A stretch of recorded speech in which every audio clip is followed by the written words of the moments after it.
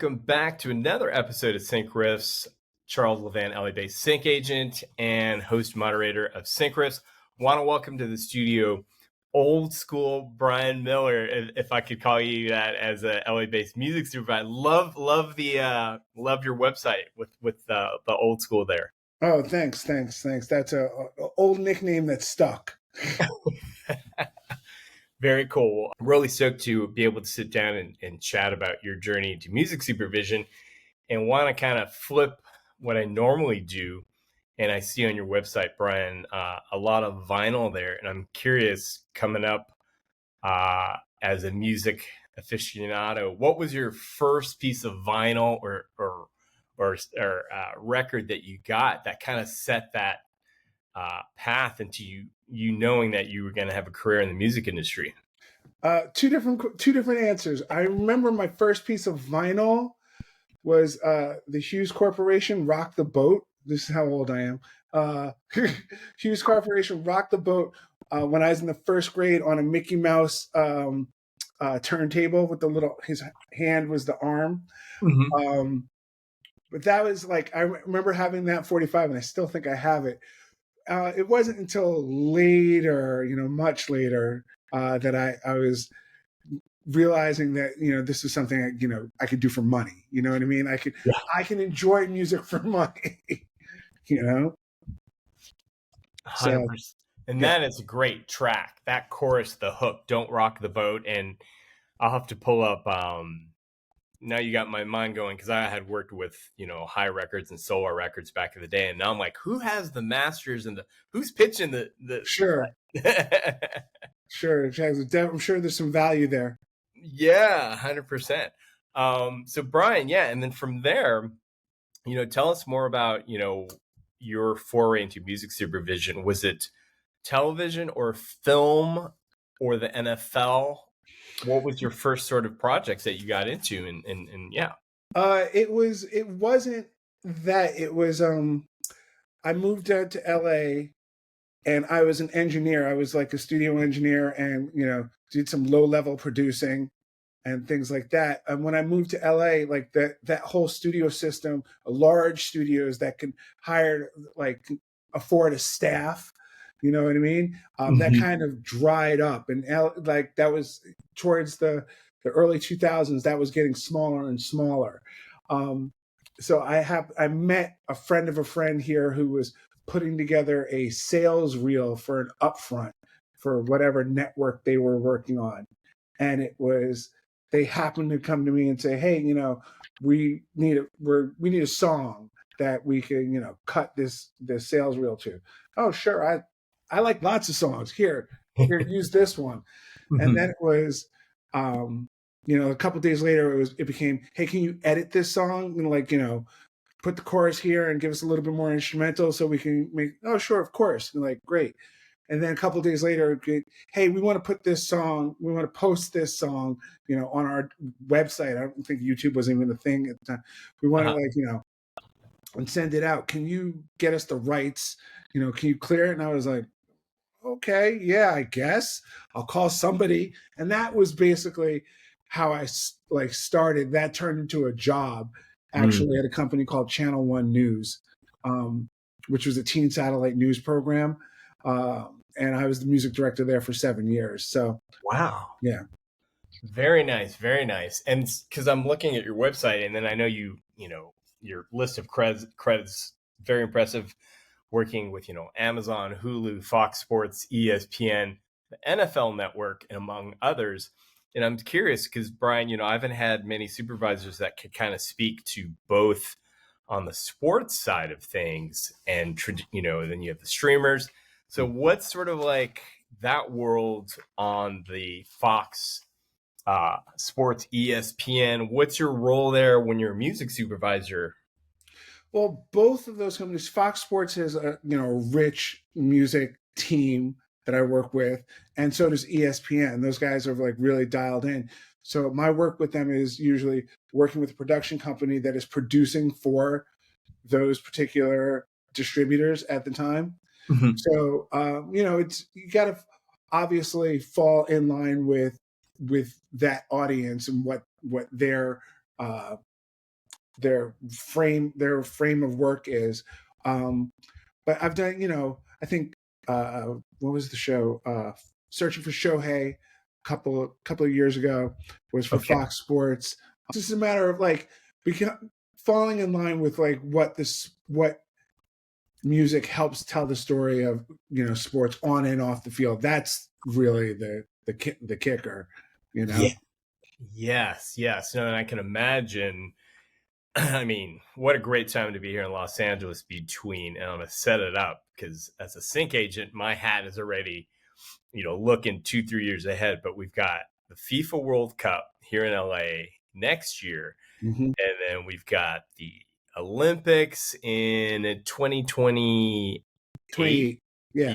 Having a conversation with a bunch of other music supervisors about the fact that they're building a post facility at SoFi specifically for the Olympics.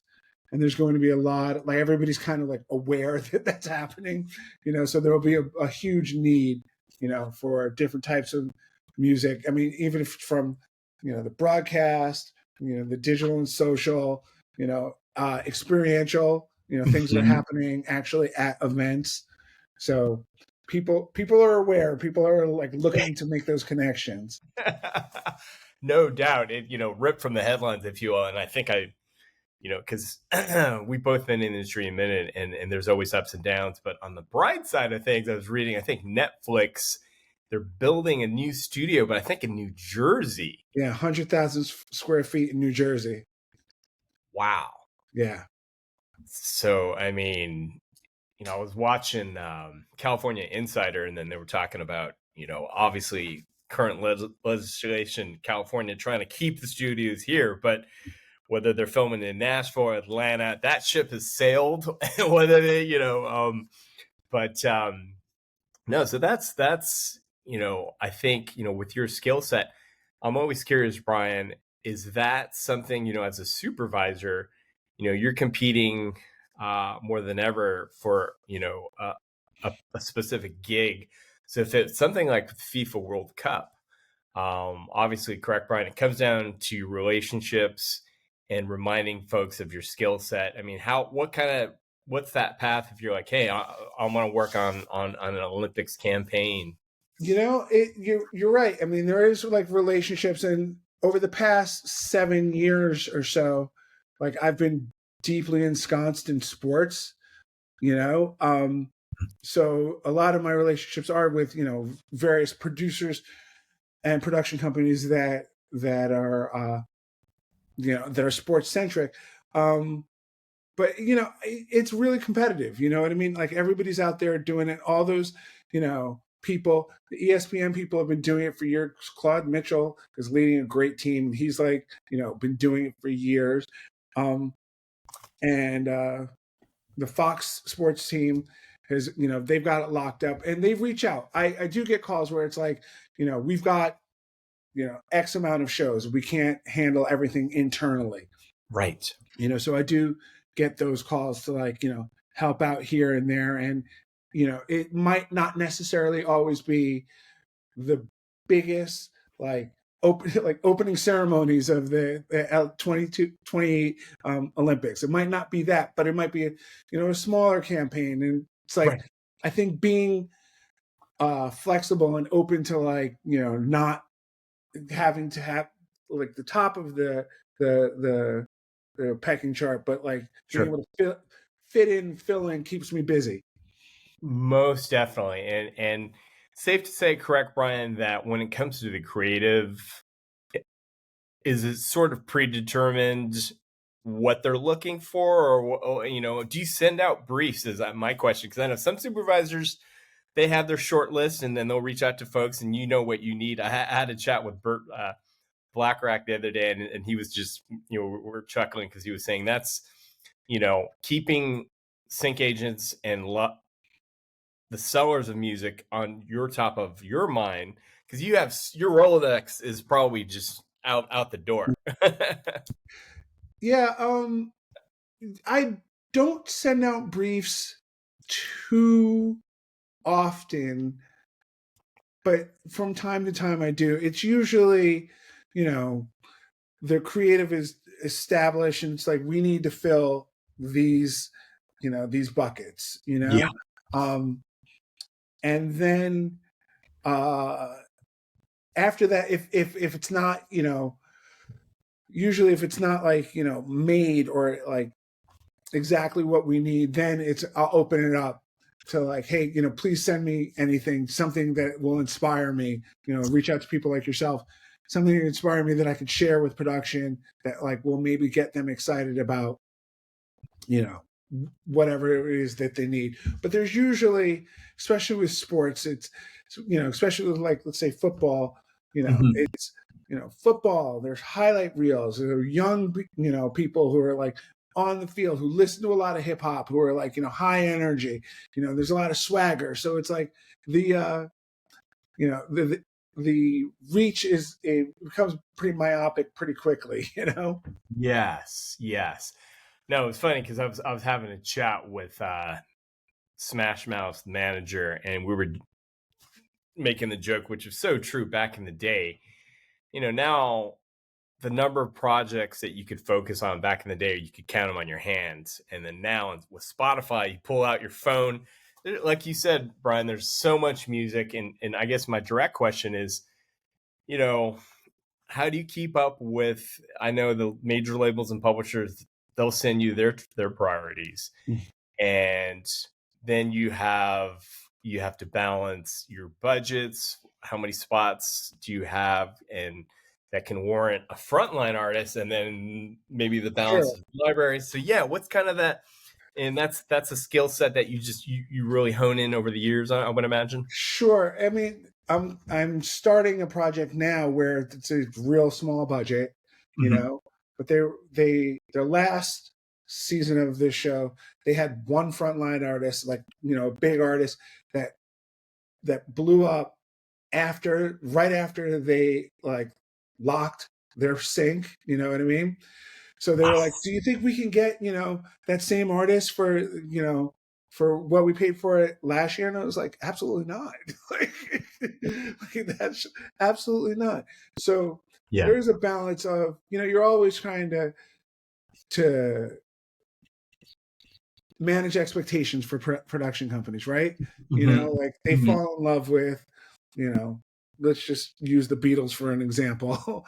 and it's like, that's great, and it works really great in the scene, but it's a little bit out of your budget. So here's a whole bunch of, other things that might, fill that same, give you that same energy, fill that same void, that you might not have heard of. And realistically, any music supervisor will tell you, it's like, you build up the relationship and the trust, so the production company can like believe you and trust that like it'll be, it will have the same effect or similar effect, and there's also trying to work with production companies, obviously earlier, before they fall in love with a bunch of things that they can't afford. Yeah. Right. The dreaded temple of, and I was just pulling up, your credits for everything from working with Kevin Hart, Black Comedy in America, and then there was Coach Prime, and then there's Destination NBA, and then Evolution of the Black Quarterback. But yeah, so I see the through line with the sports element, and then also safe to say, wow, very cool. And then you worked on something. There was a Conor McGregor Forever. Sure. That was for Netflix with Religion of Sports. I see. Very cool. And I didn't go completely behind the curtain, so to speak. Were some of these the NFL ones? Were those produced by the NFL as far as production companies go? No, I don't think anything that's on the website was produced by the NFL. The NFL stuff for me was, I was on staff there, so working on their day and date shows, their Total Access, Good Morning Football, things like that. A lot of the NFL Network's Super Bowl coverage. So, which Super Bowl coverage is different from the Super Bowl because that was on whatever distributor, CBS at the time, I think. So Yeah, there's a lot of, it's kind of different. Most of that stuff is freelance work with, I think Religion of Sports and Spring Hill and SMAC. Yeah. I see. Okay, very cool. And then I know you've done, other projects outside of the sports lane. So when it comes to sort of, is there any particular projects that you really have a passion for? And obviously, in this day and age, a gig is a gig. But as far as the creative goes, say if you're working on something for Netflix or Amazon, that's, what's kind of your lane that you really enjoy? Well, that's interesting because I'm trying to, well, oddly enough, stay in my lane. I've kind of like steered into the curve now, where sports is my thing. But I've also I've just this year did a documentary um, about called Shuffle that went to South by and won a grand jury award. So that was really interesting. Somewhat like very different, not sports really eccentric at all. Oh, yeah. So it's good to be a part of a project that was socially conscious and important to me, even though it's not a personal story. Um, and then I'm always kind of looking to kind of expand, the type of work I'm doing. So I'm looking, to work, in scripted, and I'm looking to work, in features. Mm, And that work will come from me, partnering with other supervisors, or again, filling in where needs to be, where needed. 100%. No, that's a great through line there, Brian, because and I see it with, and I'll share your website here so folks can see it. But I'll see a lot of powerhouse supervisors who together, if they collaborate on something and two heads are better than one, double the number of contacts that they can reach out to. And like you said, if they could tag team a given project, and so yeah, I'm just gonna share here, and we've got. So yeah, that's great. I see the artwork here. So give us the backstory on Shuffle, so folks can check it out. It's Avocado Productions. Sure. The producer Harris Fishman brought me in, and it's a documentary about um, the business of rehabs. Ah, And it's the director's kind of personal story. It's a tough watch, you know what I mean? It's like, you know, you think rehabs are, helping people, and they are helping people, but mhm. there's a business side that makes it a little bit, kind of sketchy. I So see. yeah. Interesting. Now, I haven't seen. I'll have to go and check it out. But so, what did sort of the creative? I imagine you worked with composer for that, and what was the balance between score versus that, and say licensed songs for Well, that type of project? there's, it's a small budgeted documentary, indie documentary. So the budget was pretty small, but the director it's selected a couple of needle drops, Okay. that were part of the. There's, we follow about four different characters, Mhm. through their journey through, in and out of these rehabs, and so the licensed music, or sorry, the needle drops are basically um, kind of highlight those, that part of the storytelling. I see. You know, there was a Yeah. really great um, Budo's band needle drop that kind of over some animation where he kind of breaks down, this is how it happens, this is where the money goes, and like who the product is. So again, it's a tough watch, but it's an important story. You know what? These days, time and tribulations that we're having, and I'm going to put it out in the crystal ball unless someone does, a documentary on, because, another rip from the headlines is, I think the federal government is looking into in here in Los Angeles with the homelessness crisis. and where's all that money going, and accounting for that. But that's part and parcel, to thread that needle, like you said. It's a sad commentary of, those who need the help the most, and then we see, these types of storylines play out. Exactly. I mean, there's always going to be, and it's, technically, these people aren't doing anything illegal. You know what I mean? It's all within the confines of, like, legality and helping people. But it seems that, the help that is being asked for or needed is not the help that is being received. I see. So, Okay. Well, congrats on working that, because I'm sure you're playing the lottery, and when you're working on certain projects, you never know what's going to hit and what's going to take off. And when there is a success behind it, then that team can assemble for hopefully other projects. But yeah, and Brian, I like to, a lot of the folks that tune in are aspiring music supervisors or music coordinators. But I'm always curious, from your road, and as your path continues in the industry, and we've got a lot of existential threats. We've got AI, everything that's happening with the industry. What's one piece of advice you might have for a aspiring music supervisor? be super organized first and foremost. Hang on for 1 second. Sure. Lost your picture. There we go. Okay. Be super organized. You volunteer at the Music Supervisors Guild, I'd say, or become a friend of the guild and have all the conversations. It's really, there's no one way in. Obviously, there's no like path in. If you can, intern or music, get hired as a coordinator for a working supervisor, great.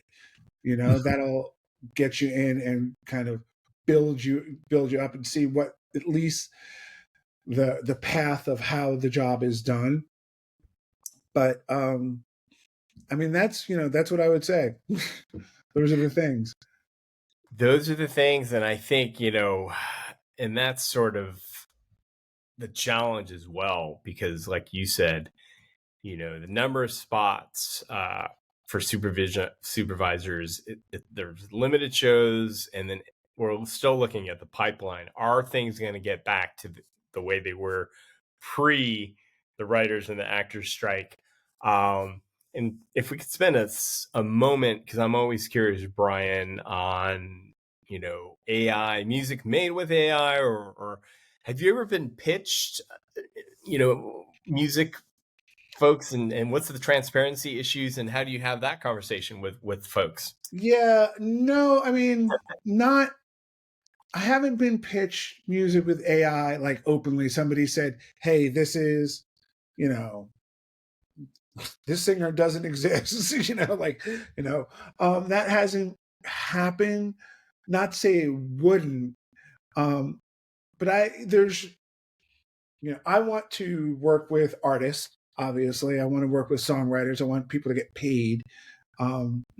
So taking away from that doesn't seem to be like on my path. I'd be really hesitant to pitch something, to put something up that was, AI. I mean, there's probably a percentage of AI that, that does get through, like, here, this bass line, or, this drums, get in. But as far as like a full song and performance, it would be kind of hard. And not to say that I can tell the difference, but the music that I enjoy, the music that I listen to, is usually music that is made by a person, or even better, 3 or 5 people in a room struggling to communicate, to like, get a message across, to get an emotion across. That's kind of what like resonates with me.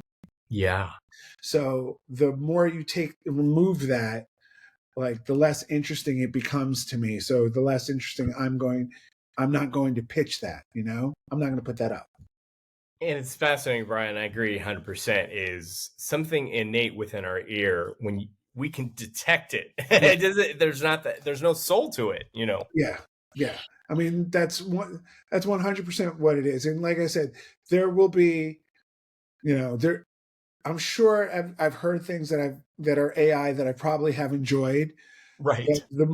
for the most part, I want to see or feel or hear, you know, um, air moving, vibrating through the air, and Mhm. reaching me and like making me feel whatever that is. And that's, Yeah. then you add that to picture to tell a story.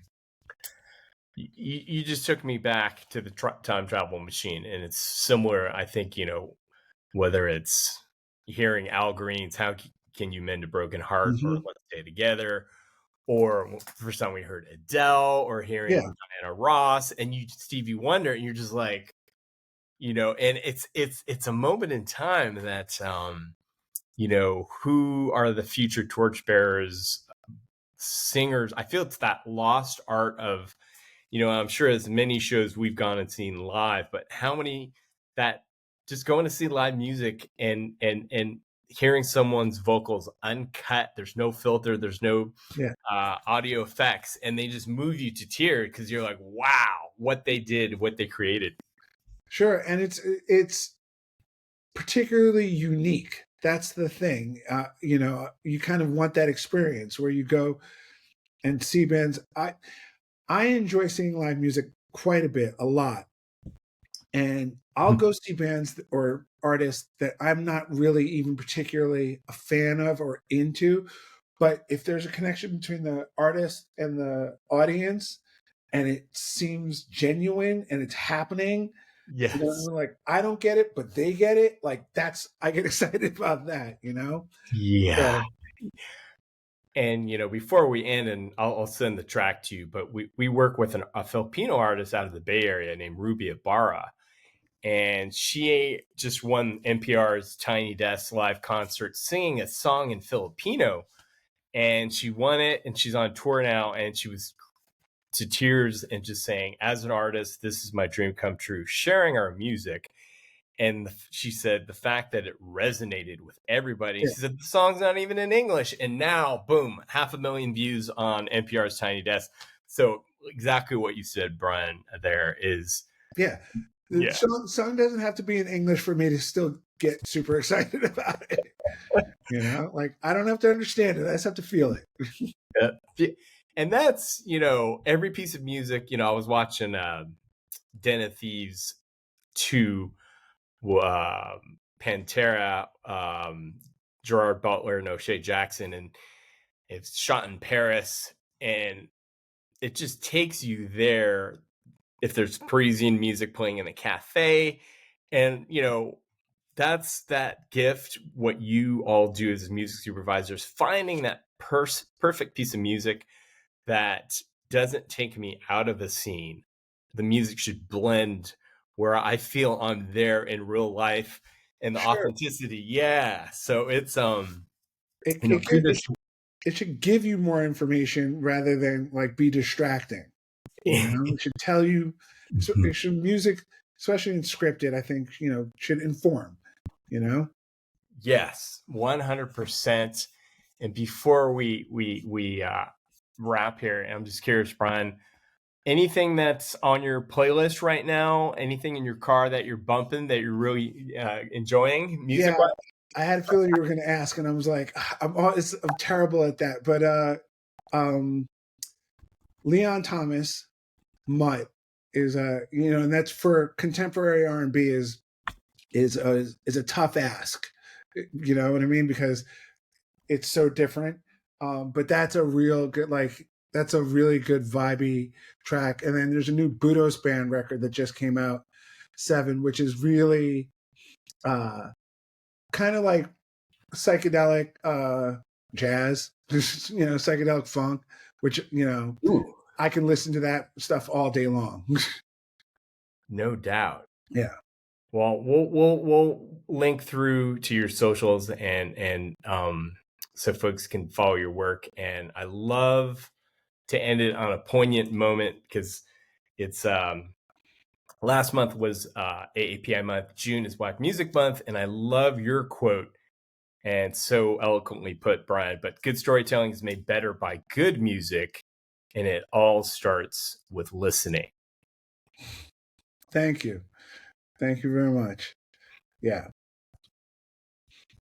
Much respect, and looking forward to we got the summer GMS conference, and I'm sure we'll run into each other there. But Brian, I really appreciate you and your work, and thanks for stopping by the studio today. Thank you so much, Charles.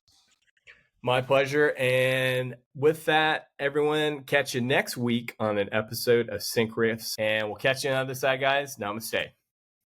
Go.